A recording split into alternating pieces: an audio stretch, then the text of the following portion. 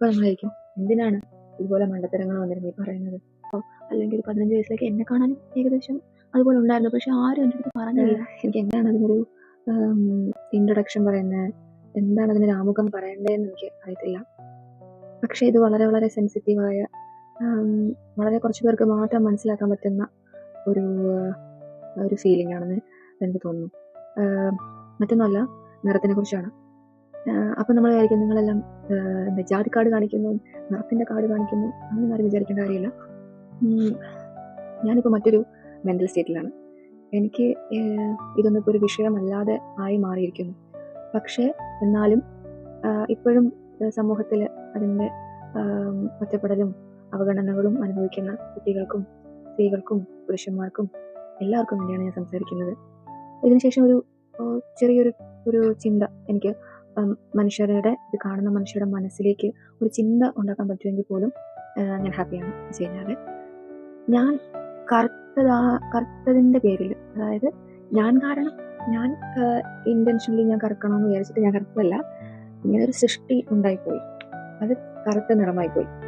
അത് ഞാൻ ഒരു കാലത്ത് ചിന്തിച്ചിരുന്നത് എനിക്കിതിനെ മാറ്റാൻ പറ്റും, എനിക്ക് നല്ല നിറം വരും, എനിക്ക് വെളുക്കാൻ പറ്റും, എനിക്ക് വെളുക്കണം എന്നൊക്കെ ഞാൻ വിചാരിച്ചൊരു സമയമുണ്ട്. പക്ഷേ ഒരു സ്റ്റേജ് കഴിഞ്ഞപ്പോൾ എനിക്ക് മനസ്സിലായി ഇതിലൊന്നൊരു കാര്യമില്ലെന്ന് മനസ്സിലായി. ഈ ഒരു 30 വയസ്സൊക്കെ ആയപ്പോഴാണ് ശരിക്കും നമ്മുടെ ജീവിതത്തിനെ നമ്മൾ കാണുന്ന ആ ഒരു ആംഗിൾ, ആ ഒരു നമ്മൾ കാണുന്ന ആ ഒരു ദിശ തന്നെ മാറി. മൊത്തത്തിൽ നമ്മുടെ ജീവിതത്തിനെ കുറിച്ചുള്ള ഔട്ട്ലുക്ക് മാറി. അപ്പോൾ എന്നെ കഴിഞ്ഞും ഇളയ കുട്ടികളുണ്ടല്ലോ, ഇപ്പം 25 വയസ്സിലും 24 വയസ്സിലും 15 വയസ്സിലും ഒക്കെയുള്ള കുട്ടികൾ, പിന്നെ എൻ്റെ അതേ ഏജ് ഗ്രൂപ്പിലുള്ള ആളുകൾ, അവരൊക്കെ മനസ്സിലൊരു ചിന്ത ഉണ്ടാവണം എന്ന് വിചാരിച്ചാണ് ഞാൻ സംസാരിക്കുന്നത്. ഒന്നാമത്തെ കാര്യം എന്താണെന്ന് വെച്ച് കഴിഞ്ഞാൽ, എൻ്റെ ഒരു കുട്ടിക്കാലം തൊട്ടേ ഞാൻ കേട്ടിട്ടുള്ള കാര്യം എന്ന് വെച്ചാൽ, എൻ്റെ മനസ്സിൽ എനിക്കൊരു ഓർമ്മ വെച്ച ഒരു കാലം തൊട്ടേ എൻ്റെ മനസ്സിൽ എന്താണെന്ന് വെച്ചാൽ, ഞാനൊരു കറുത്ത കുട്ടിയാണ്, ഞാൻ നല്ലൊരു കറുത്തിട്ടൊരു കുട്ടിയാണ്. അപ്പോൾ എനിക്ക് ഒട്ടും തന്നെ സൗന്ദര്യമില്ല, എനിക്ക് സൗന്ദര്യമില്ല, ഞാനൊരു കറുത്ത ആളാണ്, അതുകൊണ്ടാണ് സമൂഹം ഞാൻ അംഗീകരിക്കാത്തത്. എനിക്ക് വളരെ കുഞ്ഞായിരുന്നു തൊട്ട് എൻ്റെ മനസ്സിലും എൻ്റെ ബ്രെയിനിലോട്ടും ഇൻജെക്ട് ചെയ്തുകൊണ്ടിരുന്ന, സമൂഹം എന്നെ കാണുന്ന ആൾക്കാരും എന്നെക്കുറിച്ച് പറയുന്ന ആൾക്കാരും എൻ്റെ തലയിലേക്ക് ഇൻജെക്ട് ചെയ്തുകൊണ്ടിരുന്ന കാര്യം എന്ന് വെച്ച് കഴിഞ്ഞാൽ, ഞാൻ നല്ല കറുത്ത ഒരാളാണ്. ഈ കറുപ്പെന്ന് പറയുന്നത് സൗന്ദര്യമല്ല, കറുപ്പെന്ന് പറയുന്നത് ദാരിദ്ര്യം, സൗന്ദര്യമില്ലായ്മയുടെ ലക്ഷണമാണ് കറുപ്പെന്നാണ് എന്നെ ഈ സമൂഹം പഠിപ്പിച്ചത്. അപ്പോൾ ഞാൻ വിചാരിച്ചു, ഓക്കെ, എന്നെ കാണാൻ കൊള്ളത്തില്ലാത്ത ഒരാളാണ്, എനിക്ക് സൗന്ദര്യം ഇല്ലാത്ത ഒരാളാണ്, പക്ഷെ ഞാൻ നല്ലപോലെ പാട്ട് പാടും, ഞാൻ ഡാൻസ് കളിക്കും, ഞാൻ നാടകത്തിലൊക്കെ അഭിനയിക്കും. അപ്പം ഞാൻ എങ്ങനെയാണ് എന്നെ ഒന്ന് പ്രൂവ് ചെയ്യുന്നത്? ഞാൻ നല്ലപോലെ പഠിക്കും, എങ്ങനെയാണ് എനിക്ക് എന്നെ ഒന്ന് പ്രൂവ് ചെയ്യാൻ പറ്റുന്നത്? അപ്പം കുറേ നാൾ എല്ലാം എനിക്ക് എന്നെ പ്രൂവ് ചെയ്യാൻ വേണ്ടി ഞാൻ ശ്രമിച്ചുകൊണ്ടേയിരുന്നു. എനിക്ക് എൻ്റെ കഴിവുകൾ പ്രൂവ് ചെയ്യണം, എന്നെ കാണാൻ നല്ലതാണെന്ന് ആളുകൾ പറയണം, എനിക്ക് നിറം വെക്കണം, അങ്ങനെ. അപ്പോൾ എന്താണ് ഇതിനകത്ത് ബേസിക്കലി പ്രശ്നം എന്ന് വെച്ച് കഴിഞ്ഞാൽ, നമ്മുടെ ജീവിതത്തിൻ്റെ പകുതി മുക്കാലും നമ്മൾ അതിനുവേണ്ടി ഇൻവെസ്റ്റ് ചെയ്യുകയാണ്. നമ്മളൊരു കോമ്പറ്റീറ്റർ ആക്കുകയാണ്, നമ്മൾ മത്സരിച്ചുകൊണ്ടിരിക്കുകയാണ് നമ്മുടെ കൂടെ ഉള്ളവരടുത്ത്, മനുഷ്യരുടെ കൂടെ നമ്മൾ മത്സരിച്ചുകൊണ്ടിരിക്കുകയാണ്. എന്തുകൊണ്ടാണ് ഈ മത്സരം നടക്കുന്നത്? സമൂഹം നമ്മളെ അതാണ് പഠിപ്പിക്കുന്നത്.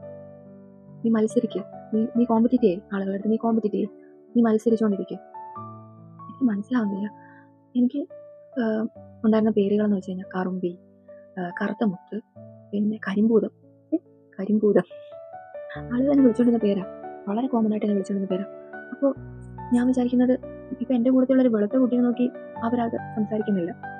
അപ്പം കറുപ്പെന്ന് പറയുന്ന അത്ര വലിയ എന്തോ ഒരു ഭയങ്കര തെറ്റായി, ഞാൻ ജനിച്ചതേ ഒരു തെറ്റായിപ്പോയി, ഞാൻ ജനിക്കാനേ പാടില്ലായിരുന്നു, അങ്ങനെയൊക്കെ ചിന്തിച്ചിട്ടുണ്ട്. ഇങ്ങനെ എന്തിനാണ് ഒരു കറുത്ത ഒരു ജന്മമായിട്ട് ഞാൻ ജനിച്ചത്?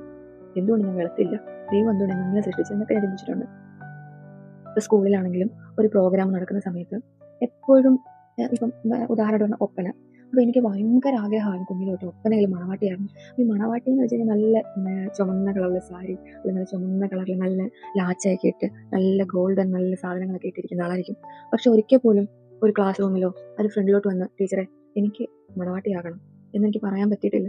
എനിക്ക് പറയാൻ പറ്റത്തില്ല, കാര്യം ഓൾറെഡി അത് ഫിക്സഡ് ആണ്. ഈ മണവാട്ടി എന്നുള്ള ഒരു വേഷം ആ ക്ലാസ്സിൽ ഏറ്റവും നിറവും സൗന്ദര്യമുള്ള ആൾക്ക് മാത്രമാണ്. അപ്പം അതിന് കാരണം പറയുന്നത് വെച്ച് കഴിഞ്ഞാൽ, അല്ലെങ്കിൽ ജഡ്ജസ് മാർക്ക് ഇടത്തില്ല. ഇപ്പം എന്നെപ്പോലെ അല്ലെങ്കിൽ എന്നെപ്പോലെയുള്ള ഒരു മറ്റൊരു കുട്ടീനെ ആ ഒരു പൊസിഷനിലേക്ക് കൊണ്ടുവന്ന് ഇരുത്തി കഴിഞ്ഞാൽ അവിടെ ജഡ്ജസ് മാർക്ക് ഇടത്തില്ല.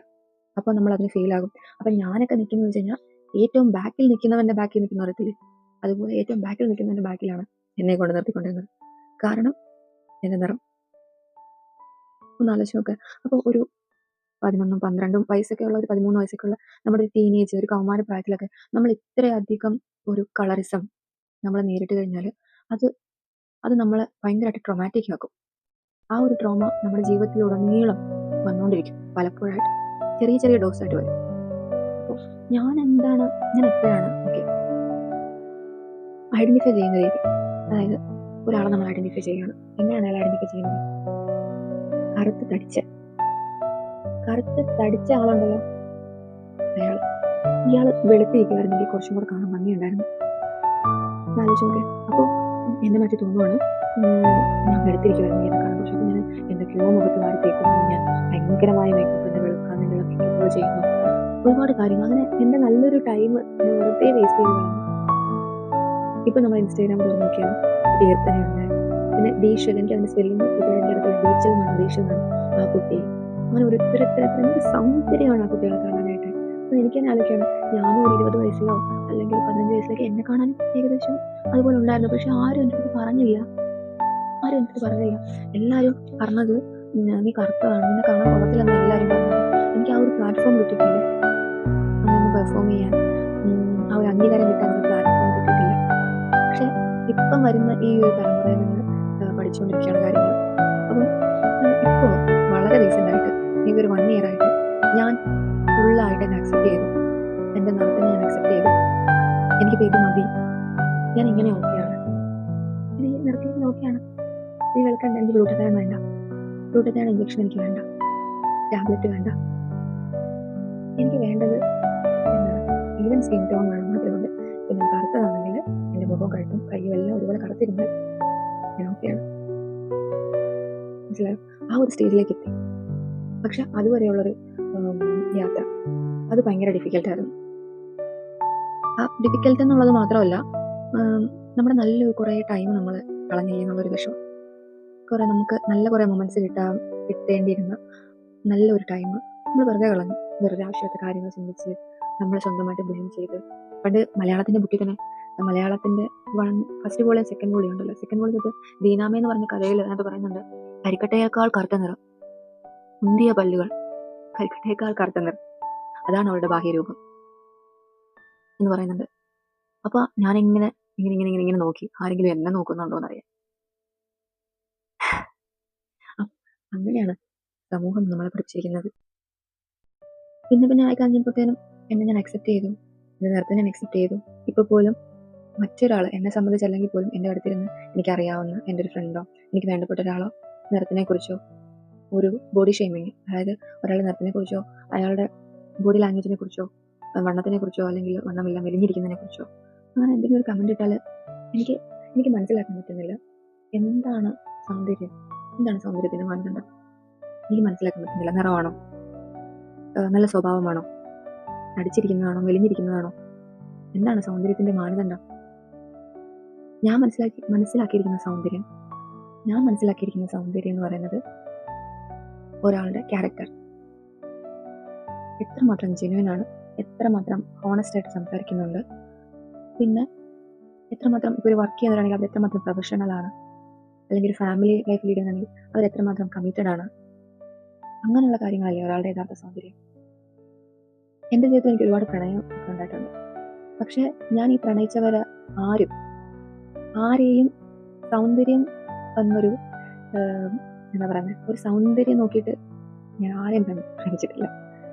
ഞാൻ പ്രേമിച്ചവരെല്ലാവരും തന്നെ താരതമ്യേന ഈ പറയുന്ന പർട്ടിക്കുലർ ആയിട്ടുള്ള ചില മൂല്യങ്ങളുണ്ടല്ലോ, ഇത്ര നിറം വേണം, ഇത്ര ഉയരം വേണം, ഇങ്ങനെ ഇരിക്കണം, അങ്ങനെ ഇരിക്കണം, ആ മൂല്യങ്ങളിൽ നിന്നെല്ലാം വ്യത്യസ്തമായിട്ടുള്ള ആൾക്കാരെയാണ് ഞാൻ പ്രണയിച്ചത്. ഇത്തരത്തിലുള്ള മൂല്യങ്ങളിൽ നിന്നെല്ലാം വ്യത്യസ്തമായിട്ടുള്ള ആളുകളെയാണ് ഞാൻ പ്രണയിച്ചത്. അപ്പോൾ ഇതെല്ലാം കേൾക്കുമ്പോൾ ഇപ്പോൾ നമ്മളായിരിക്കും, എന്തിനാണ് ഇതുപോലെ മണ്ടത്തരങ്ങൾ വന്നിരുന്നത്, നീ പറയുന്നതെല്ലാം മണ്ടത്തരമല്ലേ, അങ്ങനെ വേണമെങ്കിൽ വിചാരിക്കാം. പക്ഷെ ചിലരുടെ മനസ്സിലൊരു സ്പാർക്ക്, എന്തോ ഒരു പറയുന്നതിനകത്ത് ആ ഒരു സ്പാർക്ക് കിട്ടുന്ന ഒരു 10 പേരാണെങ്കിലും ഐ എം ഹാപ്പി. അത്ര മതി.